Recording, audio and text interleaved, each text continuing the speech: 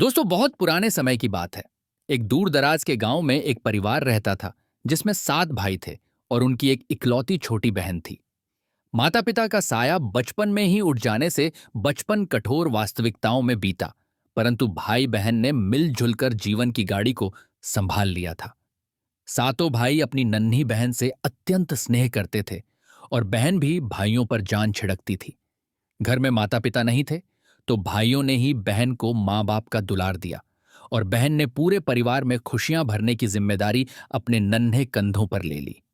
गांव के आसपास घना जंगल था। उस दौर में समाज में यही रिवाज था कि पुरुष सुबह होते ही शिकार के लिए जंगल जाया करते थे और स्त्रियां घर पर रहकर भोजन बनाती तथा बाकी कामकाज संभालती थीं। इस परिवार में भी ऐसा ही होता। भोर का उजाला फैलते ही सातों भाई धनुष बाण लेकर जंगल की ओर निकल जाते और बहन घर पर रहकर सबके लिए खाना बनाती, पानी भरती और घर संभालती। भाइयों को जंगल में जिस जानवर का शिकार मिलता, वे उसे मारकर साथ ले आते। कभी कोई जंगली सूअर, कभी हिरण, तो कभी कोई पक्षी। छोटी बहन उन शिकार किए हुए जानवरों के मांस से बड़े प्रेम से स्वादिष्ट भोजन तैयार करती। शाम को सभी भाई थके मांदे वापस आते तो बहन हंसते चेहरे के साथ उनके लिए पका हुआ गरम गरम खाना परोसती। सातों भाई बहन के हाथों बने भोजन को चाव से खाते और तृप्त हो जाते। बहन के रसोई कौशल की प्रशंसा करते हुए वे अपनी दिन भर की थकान भूल जाते। बहन भी ये प्रशंसा सुनकर फूली नहीं समाती। उसे आनंद होता कि वह अपने परिवार के लिए कुछ कर पा रही है। यूं ही समय बीतता गया और भाई बहन का यह छोटा सा संसार खुशहाल चलता रहा। सातों भाई मेहनती थे और बहन उनका पूरा ध्यान रखती थी। लेकिन विधाता को शायद कुछ और ही मंजूर था। एक दिन नियति ने ऐसी करवट ली जिसने इस सुखी परिवार की किस्मत बदल दी। एक सर्दियों की सांझ का वक्त था। सूरज ढलने को था और हवा में हल्की ठंडक घुलने लगी थी। सातों भाई रोज की तरह शिकार के लिए जंगल गए हुए थे। इधर घर पर बहन रसोई में चूल्हा जलाकर आज के खाने की तैयारी कर रही थी। रात के भोजन के लिए वह जंगल से तोड़ी हुई हरी सब्जी, जिसे स्थानीय भाषा में कुछ लोग साग कहते थे, काटने बैठी। वही साग वह रोज लाती और पकाती थी, जिसे सभी चाव से खाते थे। आज भी बहन लकड़ी के चॉपिंग बोर्ड पर बैठकर प्रेम से पत्तों को काट रही थी। छोटी सी उम्र में ही उसने खाना बनाने में निपुणता हासिल कर ली थी। सब्जी काटते हुए उसका मन भाइयों की पसंद का खाना बनाने में लगा हुआ था। वह सोच रही थी कि शाम को भाई आएंगे तो थकान मिटाने के लिए गर्मा गर्म साग और बाजरे की रोटी खिलाएगी। बहन सब्जी काटने के काम में तल्लीन थी कि अचानक चाकू की तीखी धार उसकी उंगली पर आ गई। उसने अनजाने में अपनी तर्जनी उंगली इतनी गहरा काट ली कि तुरंत क्षण लाल खून की धार बह निकली। नन्ही बहन दर्द से कराह उठी। चाकू उसके हाथ से छूट गया और उंगली से खून टप टप गिरने लगा। मासूम बहन की आंखों में आंसू आ गए। दर्द से कम, इस चिंता से ज्यादा कि भाइयों को पता चला तो वे परेशान हो जाएंगे। उसने जल्दी से दूसरी हथेली से कटे हिस्से को दबाया, लेकिन खून था कि रुकने का नाम नहीं ले रहा था। रसोई के फर्श पर खून की बूंदें गिरकर लाल चकत्ते बनाने लगीं। बहन ने इधर उधर नजर दौड़ाई कि कहीं कपड़ा मिल जाए जिससे खून पोंछ सके। दीवार के पास उसकी ओढ़नी टंगी थी। उसने सोचा उससे हाथ पोंछ लूं, फिर एकदम रुक गई। अगर भाइयों ने ओढ़नी पर खून देखा तो घबरा जाएंगे। दीवार पर पोंछने का ख्याल आया, पर वह भी तुरंत त्याग दिया। वहां खून के दाग बहुत साफ दिख जाते और भाइयों की नजर पड़ जाती। बहन व्याकुल होकर रसोई में घूमने लगी। कोई तो जगह हो जहां वह इस खून को छुपा सके। दर्द के मारे उंगली से पकड़ ढीली हुई तो खून की धार फिर से जमीन पर गिरने लगी। अंत में घबराकर उसने वो किया जो आगे चलकर विनाश का कारण बना। उसने अपनी बहती हुई उंगली का खून उसी साग की पत्तियों पर पोंछ दिया जिसे वह पकाने जा रही थी। धीरे धीरे पूरी हरी सब्जी पर उसकी उंगली का लाल रक्त लथपथ हो गया। खून बहना तो कुछ कम हुआ, पर बहन का दिल तेजी से धड़कने लगा कि जाने उसने सही किया या नहीं। कुछ ही देर में सातों भाई शिकार से लौट आए। अंधेरा घिरने लगा था और घर के आंगन में बहन ने एक दिया जला दिया था जो टिमटिमा रहा था। भाइयों ने दिन भर के शिकार की कथाएं सुनाते हुए हाथ मुंह धोया। बहन ने रसोई में पका गरम भोजन परोसना शुरू किया। उसने मांस की स्वादिष्ट तरी, ग्रेवी और वही साग बनाया था। रात के खाने के लिए सभी भाई जमीन पर बिछी चटाइयों पर पंक्तिबद्ध होकर बैठ गए और बहन एक एक कर उनके सामने थालियां रखने लगी। हर थाली में प्रेम से परोसी गई रोटी, मांस की सब्जी और वह विशेष हरी साग की भाजी थी। घर में पर्याप्त बर्तन नहीं थे, तो पीने के लिए पानी भी वह मिट्टी के लोटे में भरकर लाई थी। भाइयों ने मुस्कुराकर अपनी छोटी बहन को देखा। दिन भर की थकान उनके चेहरों पर थी, लेकिन बहन के स्नेह से बना भोजन सामने देखकर उन्हें सुकून मिला। सब भाइयों ने साथ मिलकर खाना खाना शुरू किया। थोड़ी ही देर में खाने पर बहन के हाथों के स्वाद का जादू छा गया। विशेषकर हरे साग की सब्जी का स्वाद आज अनोखा ही था। इतना लजीज कि भाइयों को मजा आ गया। वे उंगलियां चाट चाट कर खाने का आनंद लेने लगे। सबसे बड़े भाई ने एक कौर मुंह में रखकर आश्चर्य से कहा, वाह बहन, आज की साग तो कमाल की बनी है। ऐसा स्वाद पहले कभी नहीं चखा। बाकी भाई भी चटकारे लेते हुए हामी भरने लगे। दूसरे भाई ने कहा, सच में कितना बढ़िया स्वाद है, तूने इसमें डाला क्या है? तीसरा भाई बोला, आज तो हमारी बहन ने मानो जादू ही कर दिया खाने में। सबने खुशी खुशी बहन की पाक कला की दिल खोलकर तारीफ की। उन प्रशंसा के शब्दों को सुनकर बहन का मन हल्का हल्का हो गया। वह खौशी से फूल उठी कि भाइयों को खाना पसंद आया। भीतर ही भीतर वह ईश्वर का धन्यवाद कर रही थी कि किसी ने साग में लगे खून के बारे में कुछ भांपा नहीं और उसका छोटा सा राजराजे ही रहा। दर्द की वजह से उसकी उंगली अभी धक धक कर रही थी, पर उसने चेहरे पर शिकन तक नहीं आने दी और मुस्कुराते हुए भाइयों को देखती रही। उस रात सभी भाइयों ने भरपेट भोजन किया। दिन भर की मेहनत के बाद स्वादिष्ट खाना पाकर वे तृप्त हुए और जल्दी ही अपने अपने बिस्तरों पर पसरकर गहरी नींद सो गए। उधर बहन ने रसोई और आंगन में झाड़ू लगाकर सब साफ किया। अपनी चोटिल उंगली पर एक कपड़े की पट्टी बांधी और सोने चली गई। सोते समय भी उसके मन में यही चल रहा था कि सुबह भाइयों को पता न चल जाए, वरना वे चिंतित होंगे। वह सोच रही थी कि अगली सुबह भोर होते ही उठकर फिर वैसा ही खाना बनाएगी, ताकि भाई कल भी खुश रहें। इन निश्चल भावनाओं के साथ बहन नींद के आगोश में चली गई। अगली सुबह हमेशा की तरह हुई। मुर्गे की बांग के साथ गांव जागा। सातों भाई घर में बनी मोटी रोटी और बची खुची सब्जी खा पीकर फिर शिकार पर निकल पड़े। बहन ने विदा करते समय सभी को सावधान रहने को कहा और फिर अपने कामों में लग गई। उधर भाई जंगल में दूर निकल गए। दोपहर तक शिकारी जंगल की खाक छानते रहे, मगर कोई बड़ा शिकार हाथ नहीं लगा। थककर सभी एक घने पेड़ की छांव में सुस्ताने बैठ गए। धीरे धीरे बातों का सिलसिला चल पड़ा। कुछ इधर उधर की बातें करने के बाद चर्चा पिछली रात के खाने पर आ टिकी। एक भाई ने कहा, भाइयों, कल रात जो साग भाजी बहन ने बनाई थी, उसका स्वाद आज तक जुबान पर है। दूसरे ने समर्थन किया, हाँ सच में बेटा, मैंने जीवन में इतना स्वादिष्ट साग कभी नहीं खाया। तीसरा बोला, आखिर उसने डाला क्या था उस सब्जी में? हम रोज यही साग लाते हैं, पर कल जैसा स्वाद कभी नहीं आया। सभी भाई उस अनोखे स्वाद का रहस्य जानने को उत्सुक हो उठे। जंगल की छांव में बैठे बैठे उन्होंने मन ही मन निश्चय किया कि शाम को घर लौटकर बहन से अवश्य पूछेंगे कि उसने साग में ऐसा क्या मिलाया था। शाम ढले भाई घर लौटे। आज शिकार में कुछ खास नहीं मिला था, सो वे खाली हाथ ही वापस आए। घर पहुंचकर देखा कि बहन ने हमेशा की तरह भोजन तैयार कर रखा है और दरवाजे पर उनकी राह देख रही है।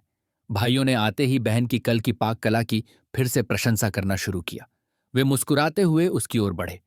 बड़े भाई ने प्यार से उसके सिर पर हाथ फेरते हुए कहा, प्यारी बहना, कल रात तुमने जो साग बनाया था उसमें क्या खास डाला था? सच बताना, हम सभी जानना चाहते हैं। बाकी भाइयों की निगाहें भी जिज्ञासा से बहन पर टिक गईं। बहन यह सुनकर मन ही मन घबरा गई।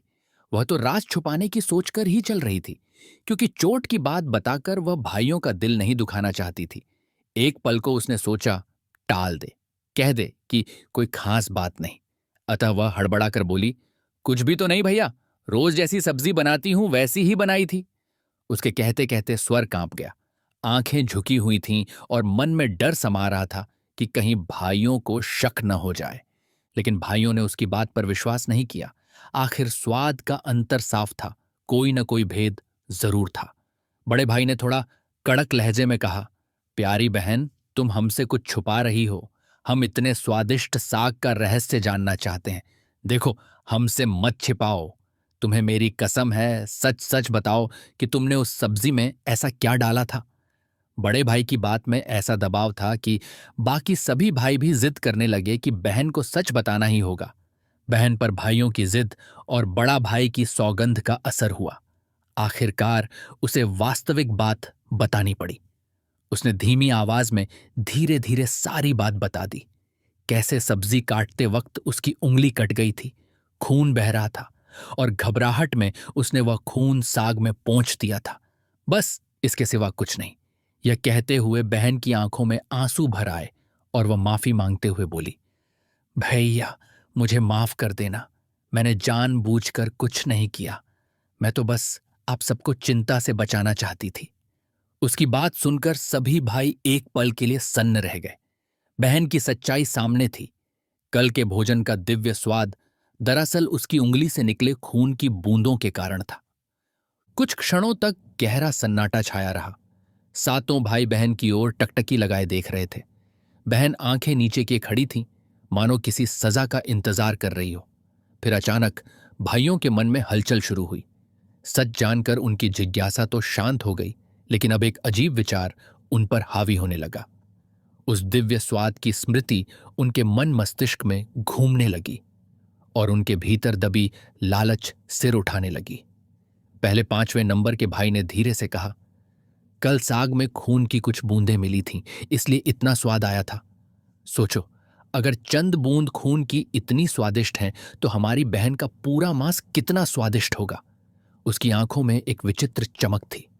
यह सुनते ही बाकी भाई भी चौंक गए, पर किसी के मुंह से विरोध में शब्द नहीं निकला। दूसरे ही पल यह बात ऐसी फैली मानो जंगल में आग लग गई हो। बाकी बड़े भाई भी धीमे धीमे सहमत होते गए। हाँ, क्यों ना इसे आजमाया जाए। सब एक दूसरे की ओर देखने लगे। कुछ के चेहरे पर दुविधा थी, कुछ पर वहशी उत्साह। बहन यह खौफनाक चर्चा सुनकर पथरा गई। उसे अपने कानों पर यकीन नहीं हो रहा था। जिन सगे भाइयों को वह टूटकर प्यार करती है, वही भाई उसके प्राण के भक्षक बनने का विचार कर रहे हैं। लेकिन दुर्भाग्यवश लालच ने उन 6 भाइयों की आंखों पर ऐसा पर्दा डाला कि भाईचारे और मानवता की सारी सीमाएं लांघ गए। उनके मुंह से अब लार टपकने लगी, मानो स्वादिष्ट भोजन की कल्पना मात्र से भूख जगाई हो। बहन भयभीत होकर एक एक चेहरा देख रही थी। कल तक जिन आंखों में उसके लिए प्यार था, आज वहां हवस की लाल डोरियां तैर रही थीं। सबसे छोटे 7वें भाई का चेहरा झुका हुआ था। उसने वह घिनौनी सलाह सुनी तो उसका दिल दहल उठा। उसकी अपनी प्यारी बहन के बारे में ऐसा नरभक्षी विचार। उसने तुरंत मन ही मन ठान लिया कि वह कुछ भी हो जाए, अपनी बहन को बचाने की पूरी कोशिश करेगा। उन बाकी 6 भाइयों की सोच उसे घोर अनुचित और पापपूर्ण लगी, पर वह अकेला था। बाकी 6 मिलकर एकमत हो चुके थे। 7वें भाई ने कांपते हुए कहा, भाइयों, तुम ये क्या सोच रहे हो? हमारी बहन है वो, हम ऐसा पाप कैसे कर सकते हैं? उसकी आवाज में गिड़गिड़ाहट थी, लेकिन बाकी भाइयों ने उसकी एक न सुनी। बड़े भाई ने आंखें तरेर कर छोटे से कहा, चुप रहो, तुम्हें कुछ नहीं पता, यह हमारा आपस का मामला है। दूसरा भाई गुर्राया, अगर तू हमारी बात में साथ नहीं देगा तो याद रख, अंजाम बुरा होगा। अकेला छोटा भाई सहम गया।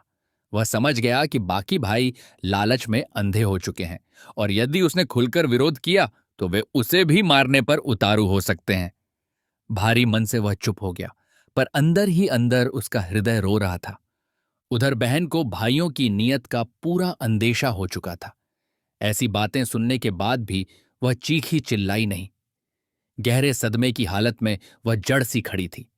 उसका अपना परिवार, जिसके लिए वह जीती थी, उसके प्राण लेने की योजना बना रहा था।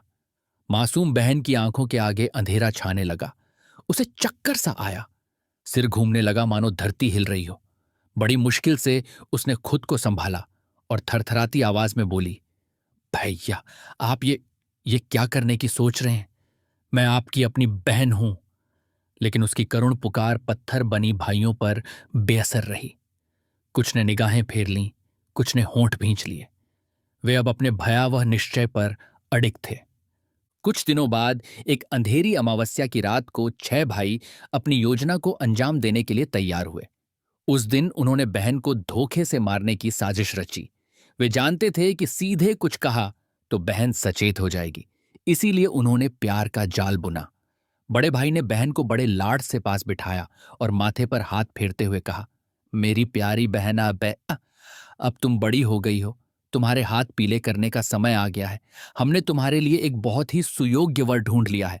आज हम सब उसका घर देखने चलेंगे। तुम जरा तैयार हो जाओ, अच्छे से सज संवर लो ताकि होने वाले ससुराल में सब तुम्हें देखकर खुश हों। यह सुनते ही बहन की आंखें खुशी से चमक उठीं। शादी की खबर किस लड़की को उत्साहित नहीं करती। वह तो मन ही मन आस लगाए बैठी थी कि भाई उसके लिए कोई अच्छा सा दूल्हा लाएंगे। बहन खुशी खुशी तुरंत तैयार होने चली गई। भाइयों ने उसे सबसे सुंदर कपड़े पहनने को दिए, गहने पहनाए, उसकी चोटी में फूल सजाए और माथे पर बिंदी लगा दी। बहन लज्जा से लाल हुई जा रही थी और मन में अनेक सपने अंगड़ाई ले रहे थे, नए घर जाने के, दुल्हन बनने के। उधर भाई उसे सजाते संवारते हुए अपने भीतर छुपी खूनी मंशा को चेहरे पर आने नहीं दे रहे थे। हालांकि सबसे छोटे भाई के हाथ पैर कांप रहे थे, पर बाकी भाइयों के हाव भाव एकदम सामान्य थे। कुछ देर बाद रात का अंधेरा गहराते ही सभी भाई बहन को साथ लेकर घर से निकले। वे कह रहे थे कि चलो तुम्हें तुम्हारा भावी घर दिखा लाएं, जहां तुम रानी बनकर राज करोगी। बहन उनका बातों में छिपा व्यंग्य न समझ सकी और मन ही मन लजाती हुई उनके साथ हो ली। वे गांव की चौहद्दी पार कर जंगल की ओर बढ़ने लगे। आगे आगे 6 भाई मशालें लिए चल रहे थे। बीच में बहन थी और सबसे पीछे 7वां भाई निर्वाक भारी कदमों से चल रहा था। बहन ने चहकते हुए रास्ते में कई बार पूछा, भैया मेरा ससुराल अभी और दूर है क्या? अभी कितना और चलना होगा? बड़े भाई ने हर बार हंसकर कहा, बस बहन पहुंचने ही वाले हैं, जरा और सब्र करो, तुम्हारा ससुराल सामने ही है। बहन चुपचाप मुस्कुराकर आगे बढ़ती रही। चलते चलते काफी देर हो गई। घना जंगल शुरू हो चुका था। चारों ओर ऊंचे ऊंचे साल और बांस के पेड़ थे जो रात में काली परछाइयों जैसे दिख रहे थे। बहन के पैर थकने लगे थे, लेकिन शादी की खुशी में वह सब भूल रही थी। कुछ दूर चलने के बाद उन्हें जंगल के बीचों बीच मिट्टी का एक बड़ा टीला दिखाई दिया, जिसके ऊपर बांस की बल्ली और लकड़ियों से एक चौड़ा मंच, मचान बना हुआ था। रात के सन्नाटे में वह जगह अजीब वीरान और भयावह प्रतीत हो रही थी। मचान के चारों तरफ अंधेरा था। बस भाइयों की मशालों की रोशनी से जमीन पर याओ यूयिंग रहस्यमय नृत्य कर रहे थे। बड़ा भाई उस टीले की ओर इशारा करके बोला, देखो बहन, वहां सामने जो चबूतरा दिख रहा है ना, वही तुम्हारा ससुराल है, वहां तुम राज करोगी। यह सुनकर बहन नादानी में सचमुच आनंद से भर उठी। उसने दूर अंधेरे में उस उच्च मचान को देखा और सोचा, शायद वहां कोई बड़ा घर या महल होगा जहां उसे ले जाया जाएगा। वह मन ही मन ईश्वर को धन्यवाद देने लगी कि उसके भाइयों ने उसके लिए ऐसा वर चुना जिसके घर तक जाने के लिए जंगल पार करना पड़ा। जरूर कोई बड़ा जमींदार या राजा होगा। जब वे टीले के पास पहुंचे तो भाइयों ने बहन को उस बांस लकड़ी से बने मचान पर चढ़ने को कहा। बहन ने कुछ उलझन से पूछा, भैया इतनी अंधेरे में इस मचान पर क्यों? एक भाई बोला, अरे बहन, जंगल में जंगली जानवर घूम रहे होते हैं। ये ऊंचा मचान इसीलिए बनाया है कि यहां खड़े हो जाने पर कोई दरिंदा तुम्हारा नुकसान नहीं कर सकेगा।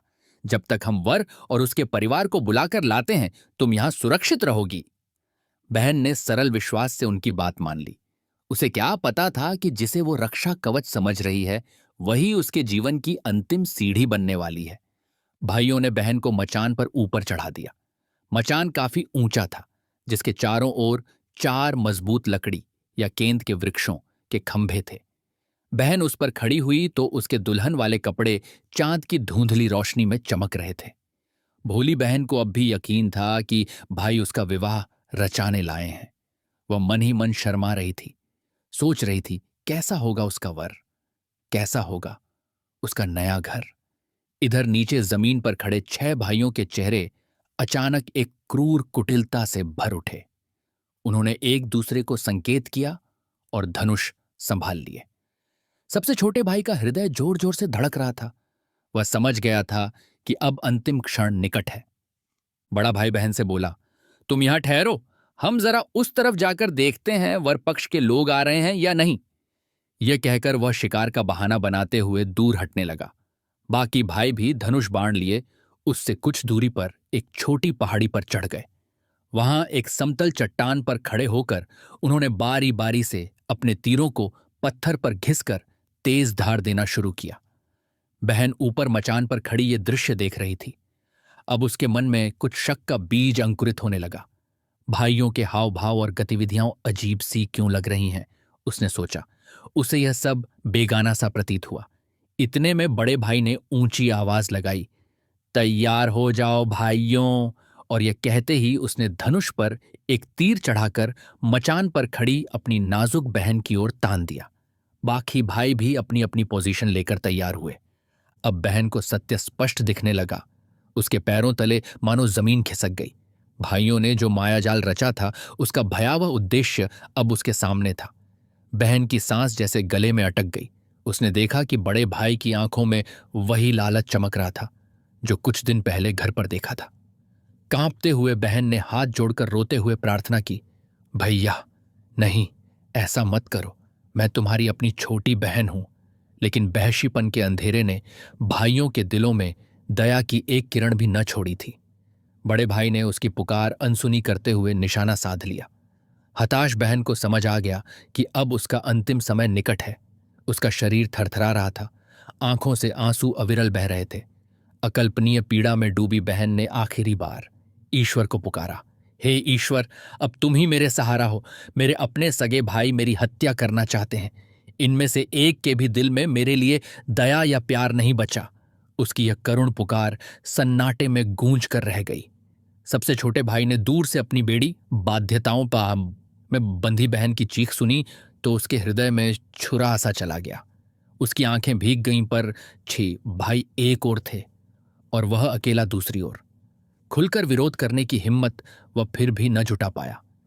बांस के खंभे से बंधी असहाय बहन ने देखा कि बड़ा भाई धनुष पर तीर चढ़ाए उसे ही निशाना बना रहा है। उसे विश्वास नहीं हुआ कि जिन भाइयों को वह अपना रक्षक मानती थी वे ही भक्षक बन गए हैं। भाई ने उसी क्षण प्रत्यंचा खींचकर तीर छोड़ा। बहन ने अपनी हथेलियां जोर से जोड़ लीं और दयनीय स्वर में एक आखिरी विनती की, अगर मारना ही है भैया तो सीधे मेरे सीने में तीर मारना, इधर उधर बेकार निशाना मत लगाओ। उसकी दर्द भरी आवाज अंधेरे में गूंज गई, मानो एक पल को प्रकृति भी सहम गई। दूर जंगल में छुपे पक्षी अचानक फड़फड़ाकर उड़ गए। पेड़ों पर बैठे उल्लुओं ने भयानक स्वर में हूक दे डाली। पर दुर्भाग्य से इंसानियत तो पहले ही उड़न छू हो चुकी थी। बड़े भाई ने निर्ममता दिखाते हुए तीर चला दिया, लेकिन उस घबराहट में निशाना चूक गया। तीर बहन के शरीर को नहीं लगा और दूर जंगल में गायब हो गया। शायद भगवान भी आखिरी पल तक इस अनर्थ को रोकना चाहते थे। बहन की आंखों में एक उम्मीद चमकी कि शायद भाई लोग अब रुक जाएंगे, मगर वे कहां रुकने वाले थे।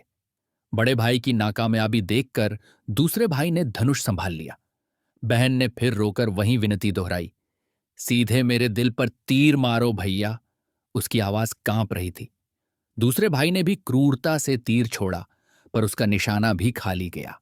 अब तीसरा भाई आगे आया, पर जैसे ही वह तीर चलाने लगा, बहन की करुण रुलाई उसके दिल में थोड़ा बहुत संकोच बनकर उतर आई और उसका हाथ क्षण भर को कांपा। परिणाम यह कि उसका तीर भी चूक गया। इस प्रकार एक एक करके 6 बड़े भाइयों ने बहन पर तीर चलाए, लेकिन हैरत की बात कि हर बार तीर अपने लक्ष्य से भटक गया और बहन सकुशल रहिया। बहन को लगा जैसे किसी दैवी शक्ति ने अभी तक उसे घेर रखा है। शायद भाइयों के अवचेतन मन में कहीं न कहीं पश्चाताप शेष था, जो उनके हाथों को ठीक निशाना लगाने से रोक रहा था। या शायद बहन के आंसुओं ने भगवान को पसीजने पर मजबूर कर दिया था कि अंतिम पल में कोई चमत्कार हो जाए और उसकी जान बच जाए। किंतु उन भाइयों पर तो पाप का नशा चढ़ चुका था। ताबड़तोड़ 6 तीर निशाना चूकने पर वे क्रोधित होने लगे। सबसे बड़े भाई ने पसीना पोंछते हुए दांत पीसे और अपने सबसे छोटे भाई की ओर घूर कर देखा। सभी भाई अब अपनी बहन के साथ साथ उस सातवें भाई को भी घृणा और क्रोध से देखने लगे जो अब तक किनारे खड़ा था। असल में छोटे भाई ने जानबूझकर एक भी तीर नहीं चलाया था। पहले तो वह इस कुकर्म में शरीक होना ही नहीं चाहता था। दूसरे, वह तीरंदाजी में माहिर था। उसे डर था कि अगर उसने तीर चलाया तो निश्चय ही सीधा बहन को आ लगेगा। इसीलिए वह सबसे पीछे खड़ा रहा और कोई हथियार नहीं उठाया। इस बात से बाकी भाई भड़क उठे। एक भाई चिल्लाया, तूने अभी तक तीर क्यों नहीं चलाया? क्या तुझे अपनी बहन पर दया आ रही है? छोटा भाई सुबकते हुए बोला, भाइयों, मुझसे नहीं होगा। कैसे मार दूं अपनी बहन को? यह सुनकर छठे नंबर के भाई ने क्रोध से कदम बढ़ाया और छोटे के कॉलर को पकड़ लिया। वह गरज कर बोला, अगर तूने हमारी बात नहीं मानी तो अगला तीर तेरी छाती में मारेंगे हम, समझे? बाकी भाई भी उसकी ओर हिंस्र निगाहों से देखने लगे। न चाहते हुए भी छोटे भाई को विवश होकर हथियार उठाना पड़ा। उसका दिल जोर जोर से धड़क रहा था, आंखों से आंसू बह रहे थे। वह कांपते कदमों से आगे बढ़ा और धनुष पर तीर चढ़ाया। उधर मचान पर बंधी बहन ने यह देखा तो उसकी रुलाई और तेज हो गई। वह जानती थी कि उसके सबसे प्रिय छोटे भैया के लिए यह असंभव जैसा है। बहन सिसकते हुए बोली, भैया, अगर मेरा मरना तय है तो तुम्हारे हाथों मरना मुझे मंजूर है। तीर चला दो ताकि तुम पर भी आरोप ना आए। आखिर मजबूरन छोटे भाई ने आंखें बंद करके कांपते हाथों से तीर छोड़ दिया। उसने जिद्दी भाइयों के डर से भले ही तीर चलाया, पर दिल से वो आज भी बहन को बचाना चाहता था। इसीलिए उसने चट्टान पर तीर को ठीक से घिसकर तेज भी नहीं किया था और न ही ठीक निशाना साधा था। तीर छूटने के साथ ही भाई ने ऊपर देखने की हिम्मत भी न की, परंतु विधि का क्रूर विधान देखिए, वही तीर सीधा जाकर बहन के कोमल सीने में धंस गया। छोटा भाई चीख पड़ा, नहीं! मचान पर बंधी बहन के होठों से बस एक दर्द भरी कराह निकल सकी। उसने अविश्वास से नीचे खड़े अपने प्यारे भाई की ओर देखा, जिसकी आंखों में अब पश्चाताप और घोर दुष्टक के सिवा कुछ न था। बहन की आंखें पल भर में सफेद पड़ गईं। उसके सिर ने एक ओर लुढ़कना शुरू किया। छाती पर लाल खून का चिपचिपा धब्बा तेजी से फैलने लगा। वह बंधन मुक्त होने को हल्का सा छटपटा कर रह गई। अगले ही क्षण उसकी सांसों की डोरी टूट चुकी थी। निष्ठुर भाइयों ने अपनी इकलौती बहन की जान ले ली थी। घने जंगल की निस्तब्धता में केवल बहन के गिरते शरीर की धड़ाम से आई आवाज गूंजी, जैसे कोई पेड़ काटकर गिरा हो। सातों भाइयों ने अपनी बहन की हत्या कर डाली थी। उस वीरान जंगल में चांद बादलों के पीछे छुप गया, मानो उस हत्याकांड को देखने की उसमें हिम्मत न रही हो। बहन की निश्चल देह बांस के मचान पर पड़ी थी। उसका सुंदर लहंगा खून से सन गया था। सजे हुए फूल बिखर कर जमीन पर आ गिरे थे। कुछ पलों के लिए सब खामोश रहे। फिर एक एक कर सभी भाई मचान के पास आए और अपनी नजर से बहन के निर्जीव शरीर का जायजा लेने लगे। कोई पछतावा उनमें नहीं था, बल्कि उनके चेहरे पर एक विचित्र संतुष्टि झलक रही थी। भोजन का संतुष्टि। उनका मुंह खून देखकर भी पानी पानी हो रहा था। उन पर तो भूख और लालच का ऐसा भूत सवार था कि बहन की निर्जीवता भी उन्हें नहीं रोक सकी। जो ही उन्होंने देखा कि उनकी बहन अब सांसरहित है, उनमें से एक ने आवाज लगाई, चलो देर मत करो, काम पूरा हुआ। अब जल्दी से इसका मांस काटकर पकाओ, रात बहुत हो चुकी है। नरपिशाच बने भाइयों ने झटपट मचान पर ही अपनी बहन के शव को घेर लिया। उन्होंने उसकी बंधी हुई कलाई और पैर खोल दिए और निढाल शरीर को नीचे जमीन पर उतार लिया। फिर एक बड़े चाकू की चमकती धार ने उस पवित्र देह को क्षत विक्षत करना शुरू कर दिया। बहन की आत्मा तो देह छोड़कर जा चुकी थी, पर यदि ऊपर कहीं से वह यह दृश्य देख रही होगी तो उसके रोंगटे खड़े हो गए होंगे। अपने ही भाइयों के हाथों उसका शरीर टुकड़े टुकड़े किया जा रहा था। रोते हुए, बिलखते हुए वो आत्मा साक्षी थी कि कैसे ममता और विश्वास का खून हो रहा है। छोटे भाई की हालत सबसे बुरी थी। उसे जबरदस्ती इस कृत्य में हाथ भंटाने के लिए मजबूर किया गया। बड़ी मुश्किल से अपनी रुलाई रोकते हुए वह भी बड़ों के कहने पर चाकू पकड़े हुए था। बाकी भाई उसमें इतनी भी इंसानियत नहीं छोड़ना चाहते थे कि कम से कम उसकी बहन का शव काटने के पाप से उसे दूर रखें, बल्कि उन्होंने क्रूरता से उसी के हाथ में खंजर थमा दिया और हुक्म दिया कि बहन का शरीर काटने में वह मदद करे। वे शायद उसके भीतर बची ममता को भी मार देना चाहते थे। छोटा भाई जड़वत अपना हाथ चला रहा था, मन में लगातार ईश्वर का नाम ले रहा था कि यह भयानक सपना जल्दी खत्म हो। कुछ देर बाद लकड़ियों का चूल्हा सुलगा दिया गया। पास के पेड़ों से सूखी डालियां और पत्ते इकट्ठे कर आग जलाई गई। उस आलाव की भयावह लौ की रोशनी में वे भाई अंधेरे जंगल के बीच ऐसे दिखाई दे रहे थे जैसे यमदूत किसी नरक कुंड के पास खड़े हों। उसी आग में उन्होंने अपनी ही बहन के मांस के टुकड़े डालकर पकाने शुरू किए।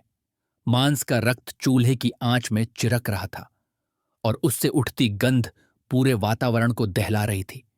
लेकिन उन भाइयों की भूख अब अनियंत्रित हो चुकी थी। वे बेसब्री से मांस पकने का इंतजार कर रहे थे। इस दरमियान उन्होंने पास की जमीन पर केले के चौड़े पत्ते बिछाए ताकि खाना परोसा जा सके। साथ लाए मिट्टी के एक घड़े में जंगल के झरने से भरा पानी भी रखा था।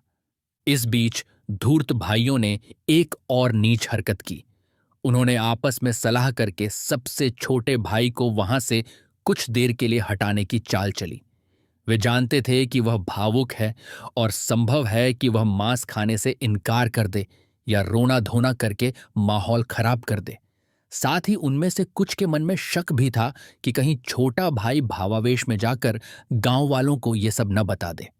इसीलिए बड़ा भाई उसके पास आया और कंधे पर हाथ रखकर ठंडी आवाज में बोला, तू जंगल से लकड़ियां इकट्ठी करके ले आ ताकि हम अच्छे से भून सकें। देख, आग तेज करनी है तो ईंधन और चाहिए होगा। ये ले, रस्सी ले जा ताकि लकड़ियों का गट्ठर बांध सको। लेकिन ध्यान रहे, जल्दी लौटना, हमें भूख लगी है। छोटे भाई ने प्रतिवाद करना चाहा, पर भैया लकड़ी तो यहीं काफी है। लेकिन बड़े भाई ने डांट दिया, जितना कहा जा रहा है उतना कर, आगे कुछ बोलने की जरूरत नहीं है। भयभीत छोटे भाई ने चुपचाप रस्सी उठा ली, पर उसके तीखे निरीक्षण से एक बात नहीं बची। बड़े भाई द्वारा दी गई रस्सी कई जगह से कटी फटी थी, मानो जानबूझकर उसे 7 टुकड़ों में विभाजित कर दिया गया हो। छोटा समझ गया कि यह उसे मुश्किल में डालने के लिए एक और षड्यंत्र है। फिर भी वह चुपचाप सिर झुकाए आंसू पोंछते हुए वहां से चला गया। छोटा भाई अकेला जंगल में लकड़ियां खोजने लगा। दूर दूर तक पसरा अंधेरा और सन्नाटा उसे डरा रहे थे, लेकिन उस भयानक दृश्य को छोड़कर आने में ही उसकी भलाई थी। वह खुद कांप रहा था और सोच रहा था कि आखिर उसके प्यारे भाइयों को यह क्या हो गया। जिन भाइयों ने बचपन में उसे उंगली पकड़ चलना सिखाया, आज उन्हीं ने उसके हाथ में अपनी बहन का खून लगा दिया। लकड़ी बीनते बीनते उसका मन शोक और अपराध बोध से भर उठा। इधर उधर बिखरी सूखी डालियां उठाते उठाते वह फपक पड़ा। उसकी हिचकियां जंगल की खामोशी में डूब गईं। वह तमाम सूखी टहनियां और मोटी लकड़ियां जमा तो कर रहा था, पर टूटी हुई रस्सी से उन्हें बांध पाना असंभव था। जैसे तैसे उसने 7 टुकड़ों को जोड़कर बांधने की कोशिश की, पर हर बार गांठें खुल जा रही थीं। अंततः लकड़ियों का ढेर बांधने में विफल होकर वह वहीं जमीन पर बैठ गया। थका हारा, दुखी और निराश छोटा राजकुमार सिर पकड़कर सुबकने लगा।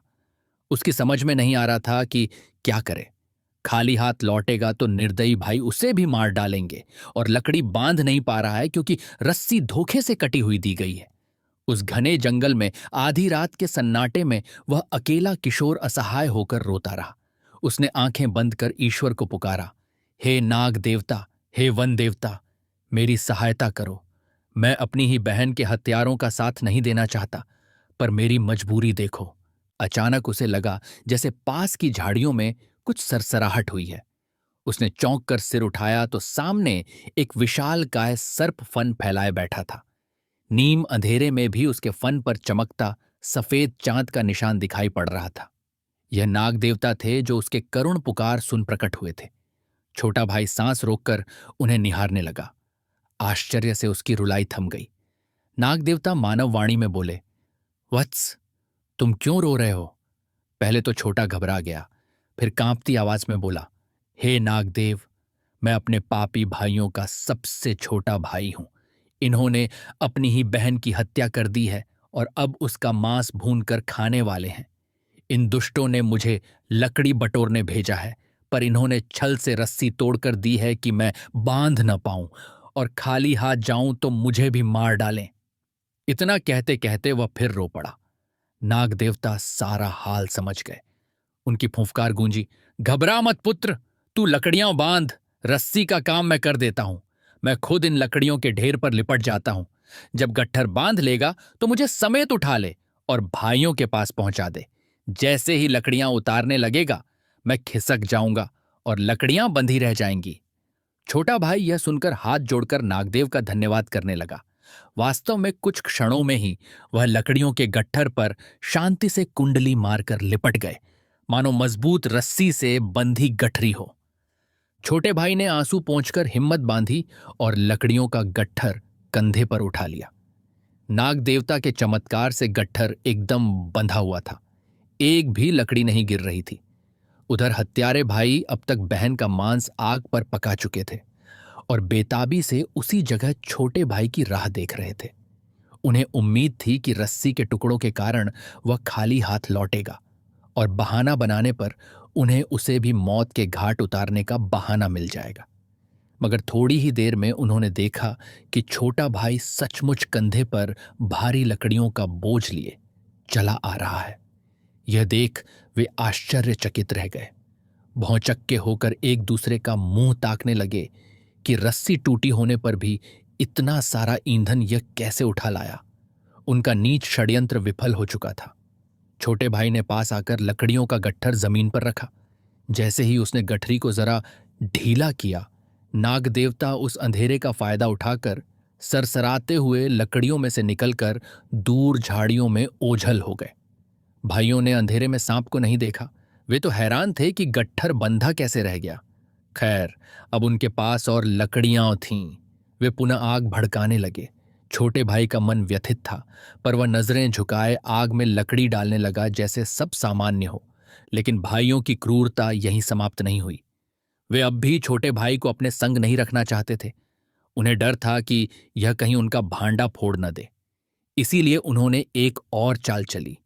उनमें से एक ने कहा, आग तो तेज हो गई, अब देख इस घड़े का पानी खत्म हो गया है। तू पास के कुएं से पानी भरकर ले आ ताकि खाना बनाने में इस्तेमाल हो सके और हम पी भी लें।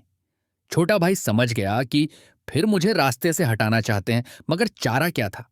उसने चुपचाप मिट्टी का घड़ा उठाया। बड़े भाई ने शातिर हंसी हंसते हुए देखा कि घड़े के तल में छोटे छोटे 7 छेद 7 कर दिए गए थे।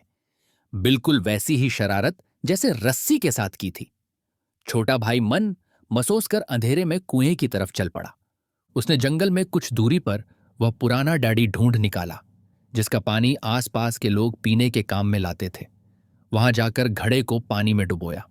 पानी भरते ही वह घड़ा ऊपर उठाने लगा, लेकिन जिस हांडे को वह भर रहा था उसमें तली के पास कई सुराख थे। उसमें पानी रुक ही नहीं रहा था, सारे का सारा बहता जा रहा था। छोटा भाई ने कुछ समझने का बहाना करते हुए घड़ा फिर पानी में डुबोया और तेजी से ऊपर खींचा, मगर तब तक पानी आधे से ज्यादा निकल चुका था। उसने घड़े के निचले हिस्से को हाथ से बंद करने की कोशिश की तो दूसरे छेदों से पानी फुहार मारने लगा। बेचारा लड़का फिर घुटनों के बल बैठ गया। निराशा के मारे उसकी हिम्मत जवाब दे गई। चारों तरफ गहरा अंधेरा था। कुएं के सिवा कोई नहीं था जो उसकी फरियाद सुनता। वह वहीं कुएं की मुंडेर पर सिर रखकर रोने लगा। हे भगवान, अब क्या करूं? अगर मैं बिना पानी लिए वापस गया तो वे बचे खुचे भाई मुझे मार मार कर अधमरा कर देंगे, और अगर सच बता दूं कि घड़े में छेद हैं तो वे फिर भी नहीं मानेंगे। मेरी जान तो आज गई समझो। तभी उसने महसूस किया कि कुएं के भीतर से कुछ हलचल की आवाज आई है। टॉर्च तो थी नहीं, वह अंधेरे में कुछ देख न सका, लेकिन पानी में कुछ तैरकर उसके घड़े से टकराया। उसने चौंक कर घड़े को बाहर निकाला तो देखा एक छोटी मछली घड़े के अंदर आ गई थी। वह घड़ा थोड़ा तिरछा करके मछली को वापस पानी में छोड़ने ही वाला था कि कुएं के किनारे पर एक मेंढक उछलकर आया और बोला, भाई रो मत, हम तुम्हारी मदद करेंगे। छोटा भाई अचंभित हो उस मेंढक को देखने लगा। तभी पीछे से एक केकड़ा भी सरकता हुआ आ गया। फिर उस घड़े में से वही मछली अपना सिर निकालकर मानो बोल पड़ी, हाँ राजकुमार, हम तुम्हारी सारी व्यथा सुन चुके हैं। दरअसल कुएं में रहने वाले इन जीवों ने छोटे भाई का रुदन सुन लिया था और वे उसकी संकट गाथा भी समझ गए थे। मेंढक ने अपनी भारी आवाज में कहा, देखो, तुम बिल्कुल परेशान मत हो। ये सारे छेद हम मेंढक अपने शरीर से बंद कर देंगे। तुम चैन से पानी भरकर ले जाना। मछली और केकड़ा भी एक साथ बोले, और हां, तुम्हें एक तरकीब बताते हैं जिससे उन क्रूर भाइयों को शक भी नहीं होगा। जब वे पका मांस खाने बैठेंगे तुम बहाना बनाकर हमारा उपयोग करना, जैसे मछली को चुपके से अपने हिस्से की जगह खा लेना, और जब वे हड्डियां चबाने लगें तो तुम केकड़ा चबा लेना। उन्हें लगेगा तुम भी अपनी बहन का मांस और हड्डियां नहीं खा रहे हो। छोटे भाई की आंखों में एक बार को चमक आई। उसे यह तरकीब सही जंची कि इस तरह वह मांस खाने का ढोंग कर सकेगा और किसी को शक भी नहीं होगा। उसने जल्दी से हामी भरी। तत्परता से वहां कई छोटे बड़े हरे मेंढक निकल आए और घड़े के सारे छेदों पर अपने शरीर चिपका लिए। छोटे भाई ने घड़ा पानी में डुबोया और इस बार घड़ा लबालब भर गया, क्योंकि सारे छेद मेंढकों ने बंद कर रखे थे। फिर उसने एक हाथ में मछली उठा ली और दूसरे में केकड़ा पकड़ा और दौड़ता हुआ वापस भाइयों के पास पहुंचा। यह सब होने में कुछ समय लग गया था। बड़े भाई और बाकी 5 भाई खाना पकने के साथ बहुत उतावले हो रहे थे। दूर से छोटे को आता देख उन्होंने डांटना शुरू कर दिया, इतनी देर कहां लगा दी, हम यहां भूखे बैठे हैं। छोटे भाई ने डरते हुए घड़ा रख दिया। मेंढक पानी में से उछलकर इधर उधर हो गए और अंधेरे में गायब हो गए। किसी ने ध्यान नहीं दिया। भाइयों ने जल्दी से अंजूरी बनाकर पानी पिया और फिर खाने की थालियों की ओर लपके। भूख की आग उनके पेट में धधक रही थी। उधर छोटे भाई ने अपनी मछली और केकड़े को चुपके से पास रखे एक पत्ते पर डाल लिया। जब सभी भाई आसन जमाकर बैठ गए तो छोटे को भी बुलाया, आ जा, तू भी खा ले, आज मजा आएगा। वह मन ही मन घृणा से सिहर उठा, पर चेहरे पर भाव शून्य बनाकर बैठ गया। अंधेरे में अधिकतर भाई एक दूसरे को ठीक से देख नहीं पा रहे थे, बस अपने अपने पत्तलों पर ध्यान देते हुए खाने को तैयार थे। केले के पत्ते पर पका हुआ मांस परोसा गया। बहन का कोमल मांस अब आग में भुनकर कठोर सिक्कड़ों की सूरत में था। उसकी खुशबू भी हवाओं में फैल रही थी, पर यह सुगंध नहीं बल्कि पाप की गंध थी। सभी भाई टूट पड़े। जंगली शिकारी की तरह अपने अपने हिस्से का मांस खाने लगे। वे ऐसे भकोस रहे थे मानो बरसों के भूखे हों।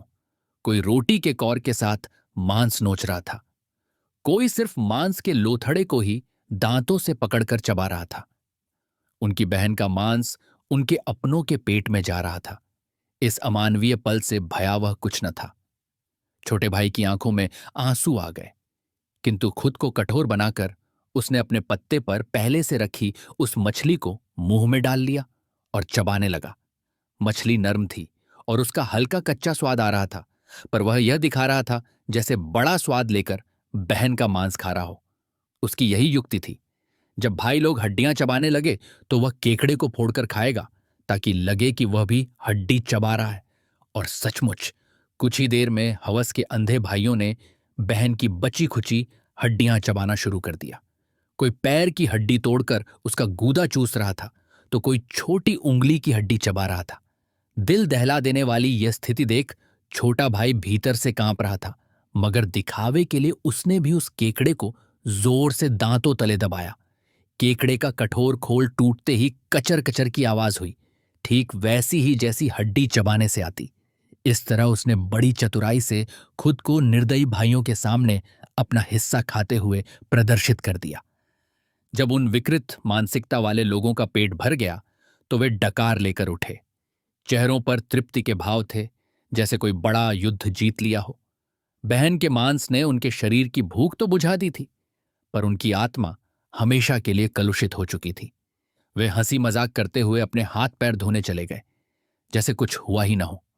आज उन्होंने मानवता को धोखा दिया था, एक ऐसा पाप जिसे छुपा पाना आसान नहीं होता। लेकिन उस वक्त तो वे अपनी करनी पर जरा भी शर्मिंदा नहीं थे, उलटे आनंद उठा रहे थे। छोटी बहन का अस्तित्व वे चट कर चुके थे।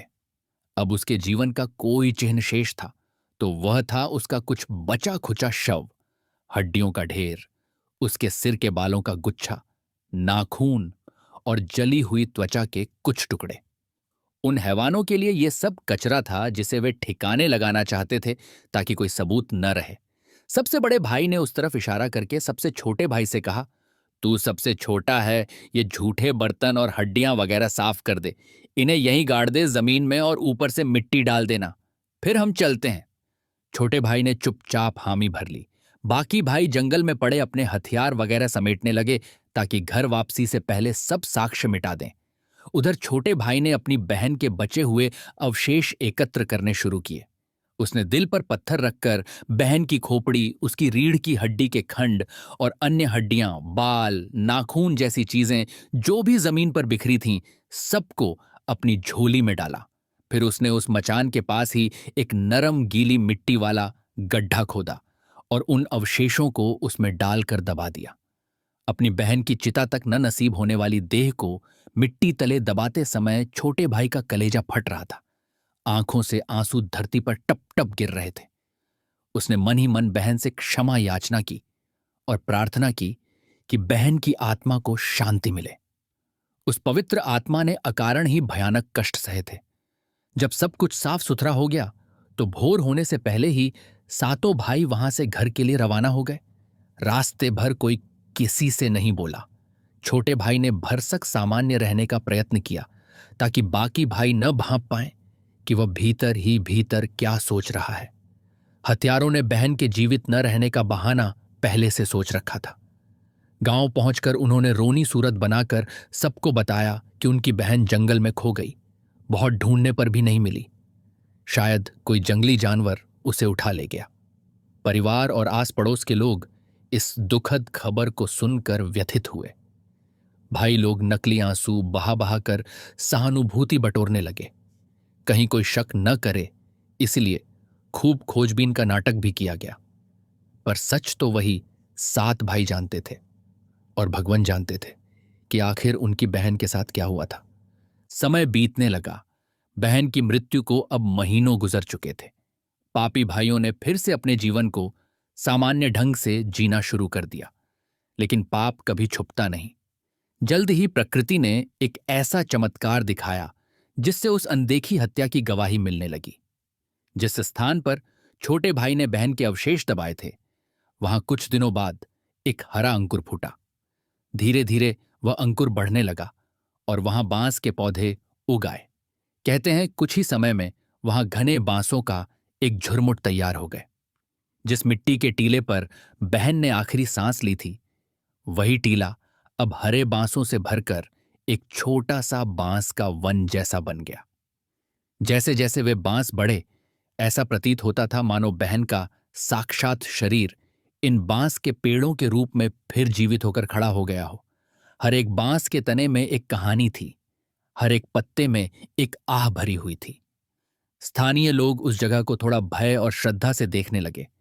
किसी को ठीक ठीक पता तो नहीं था क्या हुआ था, मगर जमीन की गहराई में छुपे अन्याय ने बांसों की शक्ल लेकर ऊपर धरती पर अपना सिर उठा लिया था। आसपास के गांवों में सुगबुगाहट होने लगी कि उस स्थान पर कुछ रहस्यमयी बात है, वहां आत्माओं का वास है। समय के साथ उन बांसों का झुरमुट और घना होता गया। कई साल बाद एक दिन एक बंजारा साधु, जिसे जोगी भी कहते हैं, उधर से गुजरा। उस दिन दोपहर में धूप तेज थी और उसे शौच आदि के लिए एकांत जगह की तलाश थी। उसने चारों ओर ऊंचे बांसों को देखा तो सोचा यहीं निवृत्त हो लूं। वह उस बांस झुरमुट की आड़ में बैठने लगा। तभी उसे सहसा एक आवाज सुनाई दी, संत, दुर्गंध आ रही है, अरे संत, दुर्गंध आ रही है। जोगी चौंक कर इधर उधर देखने लगा। कोई दूर दूर तक दिखाई नहीं दे रहा था।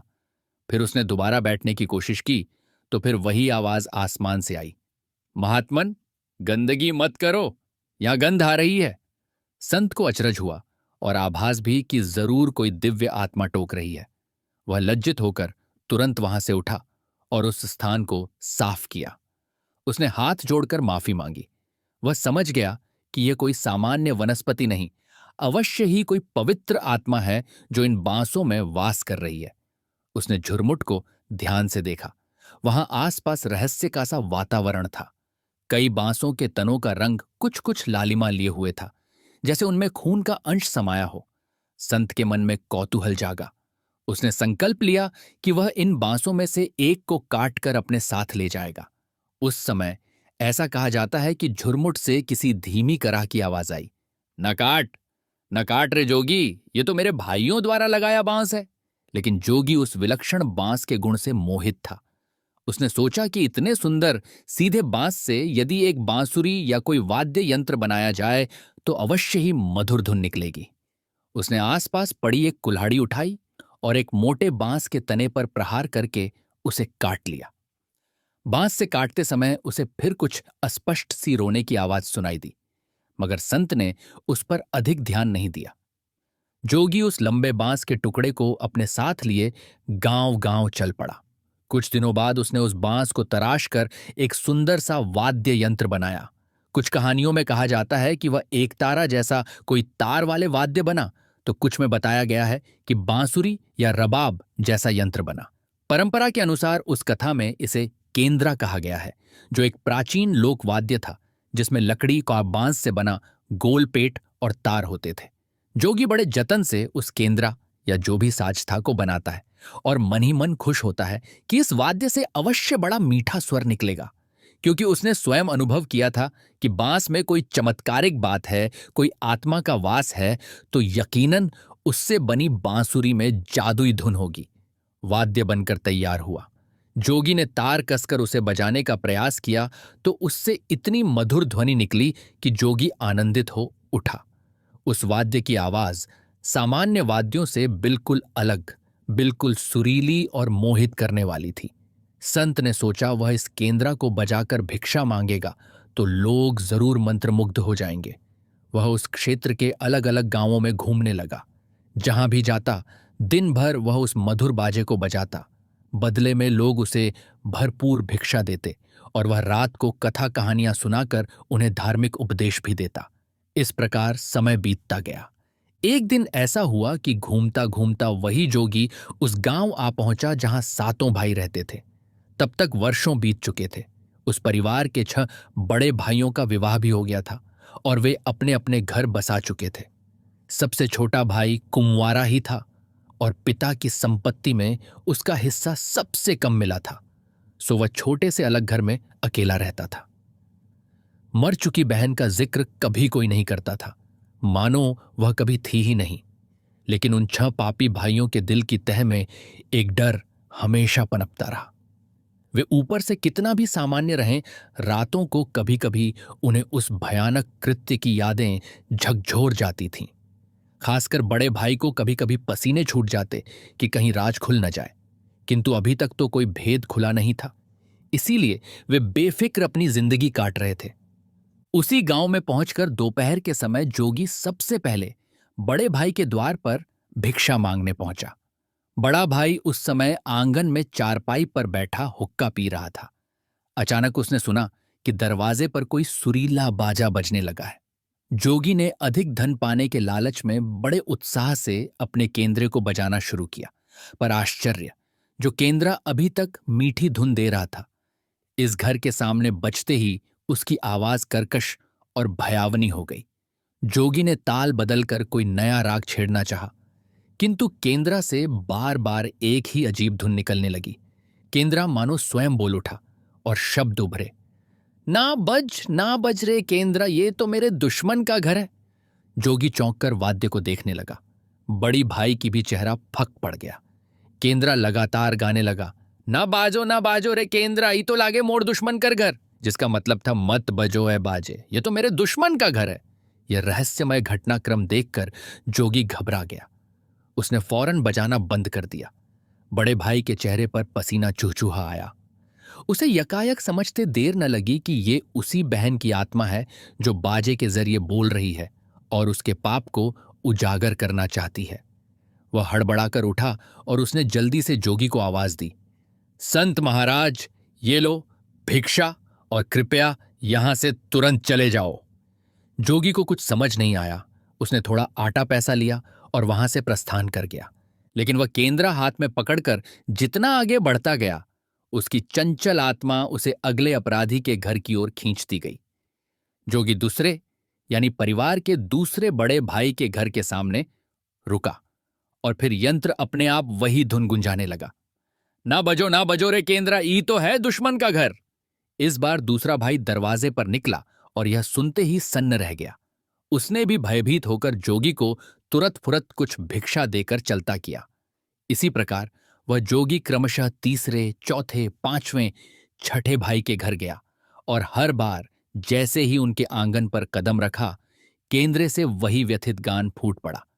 मत बजो, ये मेरे दुश्मन का घर है।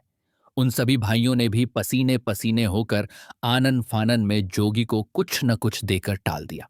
सबके दिलों में यही डर समा गया कि यदि जोगी का केंद्रा यूं ही बोलता रहा तो पूरे गांव को पता चल जाएगा कि वे अपनी बहन के कातिल हैं। सच का जिन्न बाहर निकलने को छटपटा रहा था, पर अपराधियों ने लोभ लालच देकर फिलहाल स्थिति संभाल ली थी। जोगी भी चकित था कि भला ये सभी घर को केंद्रा अपना दुश्मन का क्यों कह रहा है, पर उसे हर बार मोटी भिक्षा मिली, सो वह भी चुपचाप आगे बढ़ गया। सबसे अंत में जोगी गांव के किनारे स्थित सबसे छोटे भाई के घर पहुंचा। यह वही भाई था जो अब अकेला रहता था, जिसने बहन को सच्चे दिल से प्यार किया था, पर विवशता में उसका रक्त उसके हाथों पर भी लगा था। वह कुछ खेती बाड़ी करके अपना गुजारा करता था। उस दिन वह खेत पर गया हुआ था और दोपहर ढले ही लौटा था। उसने घर आकर देखा कि किसी ने उसका घर बड़े प्यार से साफ सुथरा किया हुआ है। बर्तन करीने से लगाए हुए हैं, कोठरी में अगरबत्ती की सुगंध फैली है और उसके सोने वाले कमरे में भी एक अलग ही चमक है। उसने सोचा जरूर कोई भाभी आई होंगी उसकी गैर हाजिरी में घर देखने, मगर मना करने पर भी किसने इतना काम कर दिया। इसी उधेड़बुन में वह बाहर आंगन में आया तो देखा एक जोगी द्वार पर खड़ा है और हाथ में एक विचित्र बाजा ली है जो खुद ब खुद बज रहा है। जोगी ने दरवाजे से भीतर कदम रखा ही था कि केंद्रा वहां भी अपनी धुन बदलने लगा, लेकिन इस बार जो स्वर निकला वह पत्थर पिघला देने वाला मीठा संगीत था। सुरों में मानो प्रसन्नता भरी थी और शब्द उभरे, बज जा रे केंद्रा, ये तो मेरे सबसे प्यारो भाई का घर है। केंद्रा से निकलती इस मधुर स्वर लहरी को सुनकर छोटे भाई, जिसका नाम मान लीजिए चंद्र था, एकदम मोहित हो गया। उसे उन स्वरों में अजीब सी आत्मीयता महसूस हुई। उसके हृदय में सुखद स्पंदन होने लगा, मानो उसे किसी अपने का सान्निध्य मिल रहा हो। जोगी भी चकित था कि इस घर पर आते ही केंद्रे की धुन क्यों बदल गई और इतनी सुंदर क्यों हो गई। केंद्रा गाए जा रहा था, जोर से, बज रे केंद्रा, ये तो मेरे छोटे भैया का घर है।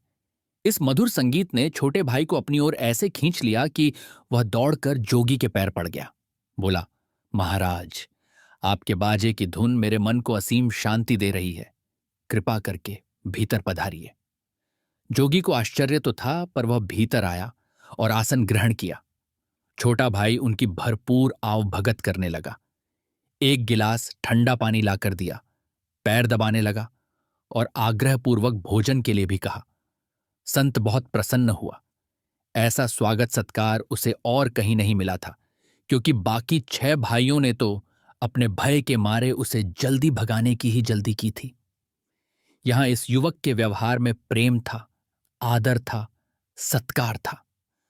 भोजन पानी के बाद संत और चंद्र आपस में बातें करने लगे। थोड़ी देर बाद केंद्रा का जिक्र चला। चंद्र ने संत से विनती की, स्वामी, आपके इस वाद्य में जैसे कोई जादू है, कृपया मुझे बताएं कि आपने इसे कहां से प्राप्त किया। जोगी ने तब उसे वह कथा सुनाई कि कैसे वह बांसों के झुरमुट से इस बांस को काट कर लाया और एक पुराना वाद्य बनाया।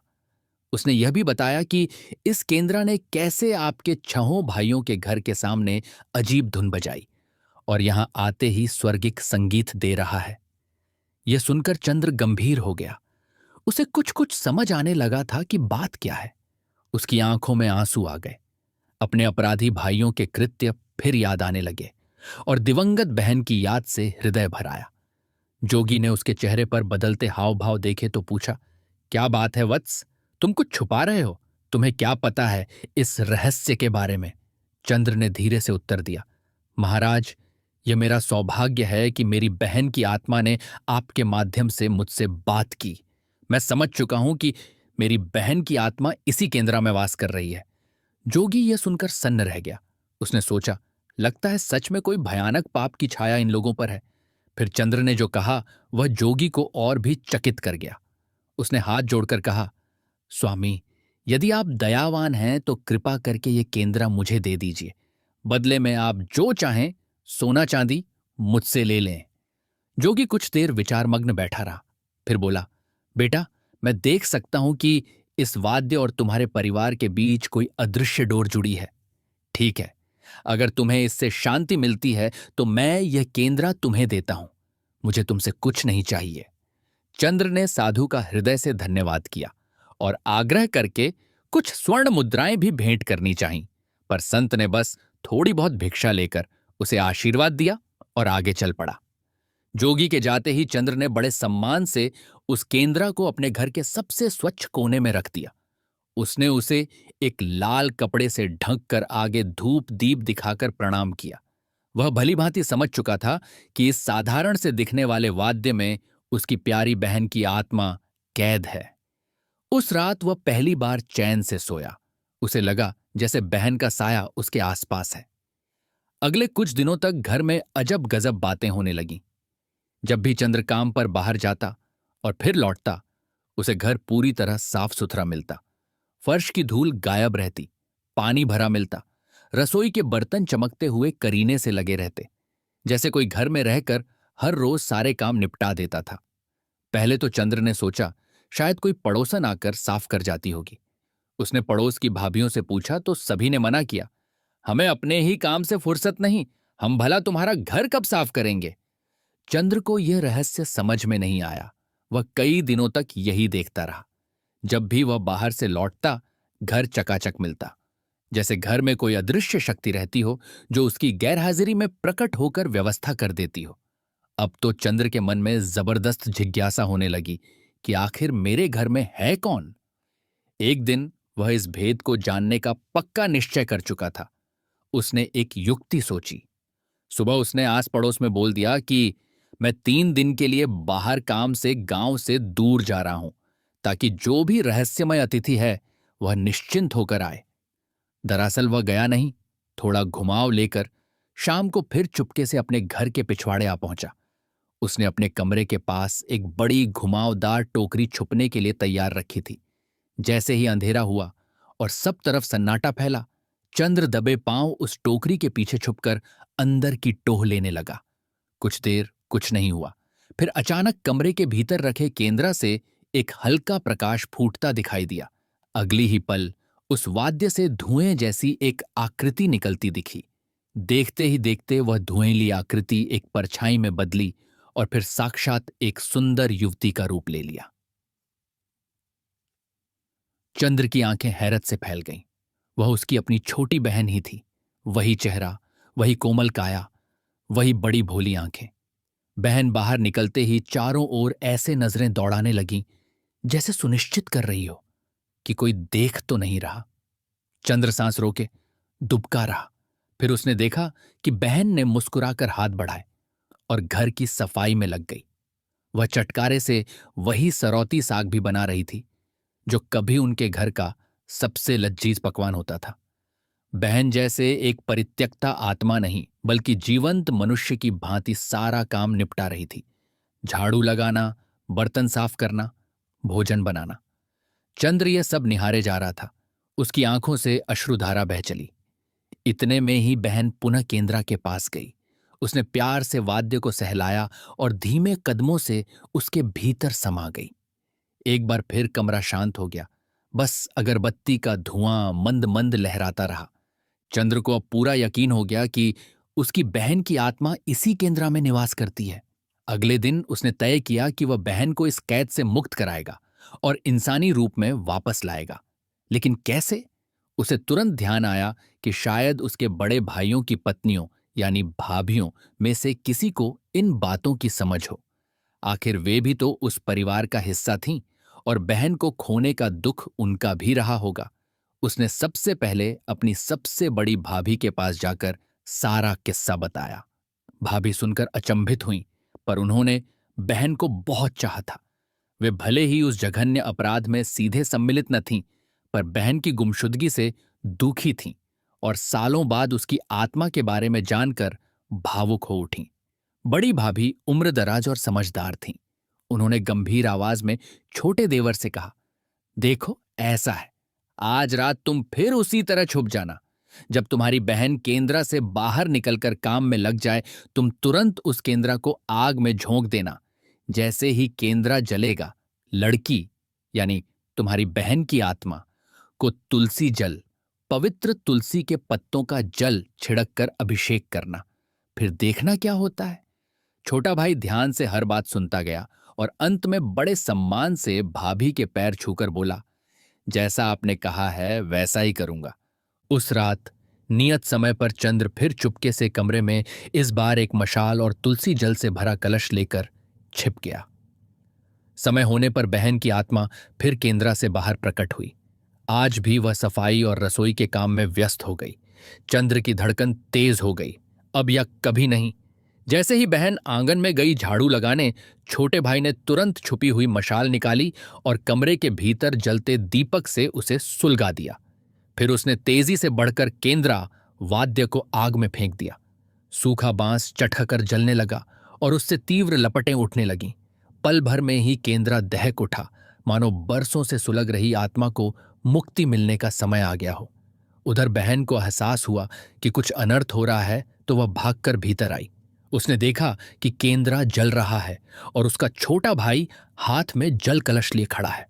वह कुछ समझ पाती उससे पहले ही चंद्र ने उस पर तेजी से पवित्र तुलसी जल छिड़क दिया। तुलसी के पवित्र जल के स्पर्श से मानो चमत्कार हो गया। बहन की पारदर्शी छाया मूर्ति अचानक ठोस हो गई। वह धीरे धीरे मानव शरीर का रूप लेने लगी। देखते ही देखते भाई के सामने उसकी बहन जीवित मनुष्य के रूप में खड़ी थी।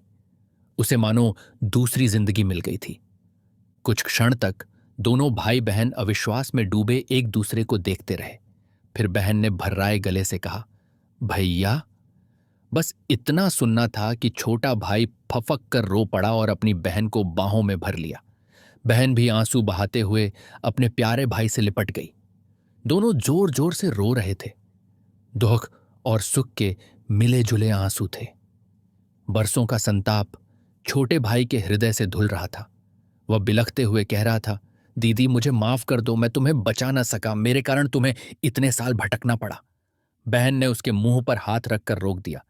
नहीं रे, तूने तो मेरा हमेशा भला चाहा।